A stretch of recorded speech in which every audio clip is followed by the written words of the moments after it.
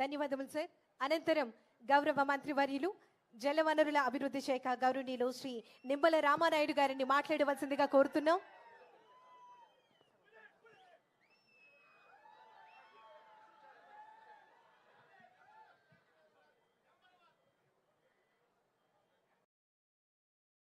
Mean while గౌరవ మంత్రివర్యులు గౌరవనీయులు సత్యకుమార్ యాదవ్ గారిని మాట్లాడవలసిందిగా కోరుతున్నాం. గౌరవ ఇన్ఛార్జ్ మంత్రివర్యులు సార్ ప్లీజ్.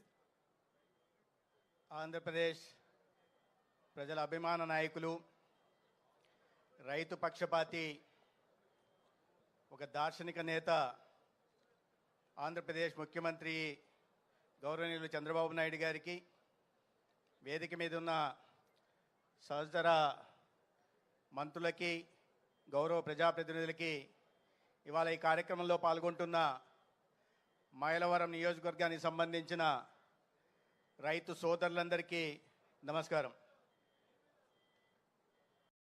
నా పక్కన అనగాని సత్యప్రసాద్ గారు కూర్చొని నా చెవులు కొరుకుతున్నారు. ఏంటి ఈ కార్యక్రమము, రామానాయుడు గారు మంచినీళ్ళు కూడా పెట్టలేదు అని. నేను చెప్పా, ఇవాళ రాష్ట్రంలో ఎటువంటి ప్రభుత్వం ఉందంటే మంత్రులకి ఎమ్మెల్యేకి సపర్యలు చేసే ప్రభుత్వం కాదు, అన్నదాతకి సాగునీరు అందించే దాని మీద దృష్టి పెట్టే ప్రభుత్వం ఉంది. మనకు నీళ్లు లేకపోతే ఏముంది, అన్నదాతల మొహంలో సంతోషం చూడండి. ఎక్కడో గోదావరి నీళ్ళని తీసుకొచ్చి కృష్ణా డెల్టాకి అందిస్తారంటే అవునవునవును మన ముఖ్యమంత్రి గారు అని అనగాని గారు అనుకుంటున్నారు. మనకు నీళ్లు లేకపోతే కాసేపేం కాదు, కానీ అన్నదాతకు పంటకి సాగునీరు రాకపోతే రాష్ట్రం ఏమవుతుందో తెలుసు. కాబట్టి ప్రాధాన్యత లేదో ఈ రాష్ట్రంలో గౌరవ ముఖ్యమంత్రి గారికి తెలుసనే విషయాన్ని మేమిద్దరం కూర్చొని మాట్లాడుకుంటున్నాం. నేనేదో ఉదయం ఇంకో కార్యక్రమం, ముఖ్య కార్యక్రమం రైతులకు సంబంధించి ఉంది.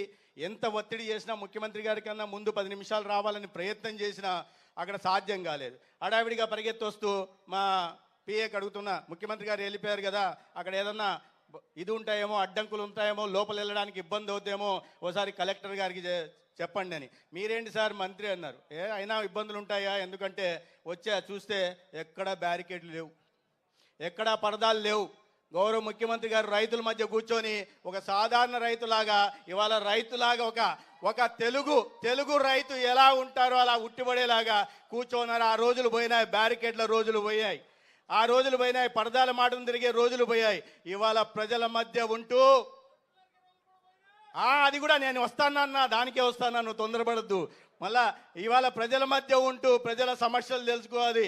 అది రైతాంగమైనా, మహిళలైనా, యువత అయినా, ఉద్యోగాని కోసం ఎదురు చూస్తున్న విద్యార్థులైనా, దివ్యాంగులైనా, ఆటో డ్రైవర్లైనా, చేనేతలైనా, మత్స్యకారులైనా, ఎవరి సమస్య అయినా ప్రజల మధ్యలోకి వెళ్ళి వారి సమస్యల్ని విని సానుకూలంగా స్పందించడమే కాకుండా దానికోసం పరిష్కారం కోసం పరితపించే నాయకత్వం ఇవాళ రాష్ట్రంలో ఉంది. చెట్లు అంటున్నారు, చెట్లు కూడా నరకడాలు లేవని. చెట్లు నరకడాలు లేవు, ఎంత సుందర దృశ్యమో ఉందో చూడండి. గతంలో ఇటువంటి కార్యక్రమం జరిగితే ఎక్కడో 20 కిలోమీటర్ల నుంచి బ్యారికేడ్లు ఉండేయా కాదా? చెట్లు ఆ పచ్చదనం కనిపించేదా? పోయేది. ఇంత సుందర దృశ్యం ఉంది. ఆ నీళ్లు చూస్తుంటే మనసుకు ఆనందంగా ఉంది. పోనీ ఏదన్నా గోదావరి నుంచి కృష్ణా డెల్టాకు మాత్రమే చేస్తున్నారా? గతంలో ఇట్లా ప్రచారాలు జరిగేవి. నేను కూడా రాయలసీమ ప్రాంతం నుంచి అంతా అమరావతి వైపు చేస్తున్నారు, అంతా విజయవాడకి చేస్తున్నారు, అంతా గుంటూరు చేస్తున్నారు, అంతా ఏలూరుకి, కాకినాడకి, రాజమండ్రికి చేస్తున్నారు. రాజమండ్రి ఇక్కడ రాయలసీమకి ఏమీ లేదని గతంలో ప్రచారాలు జరిగేవి. ఇవాళ రాయలసీమలో చూస్తే 36 నీటి ప్రాజెక్టులు జరుగుతున్నాయి.